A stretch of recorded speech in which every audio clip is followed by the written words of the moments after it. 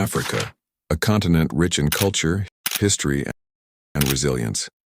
But did you know that during the scramble for Africa, in the late 19th and early 20th centuries, when almost every African nation was colonized by European powers, a few countries stood strong and never fell under colonial rule?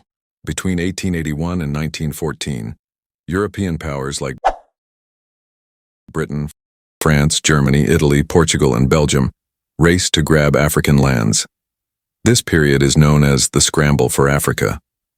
But in this storm of imperialism, two nations stood as symbols of freedom and resistance: Ethiopia and Liberia. Let's start with Ethiopia, one of the world's oldest nations, and a proud symbol of African independence. In the late 1800s, Italy tried to take control of Ethiopia, but the Ethiopian Emperor Menelik II refused to surrender. In 1896, at the famous Battle of Adwa, Ethiopian forces defeated the Italian army, a victory that shocked Europe and inspired Africa. That victory made Ethiopia the only African country to successfully defend itself against European colonization. The second nation that was never colonized is Liberia. Founded in the early 1800s by freed African American slaves through the American Colonization Society, Liberia became a home for those returning from slavery in the United States.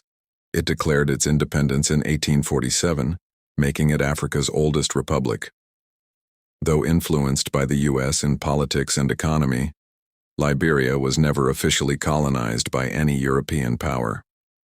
Its capital city, Monrovia, is even named after U.S. President James Monroe, a reminder of its unique beginnings.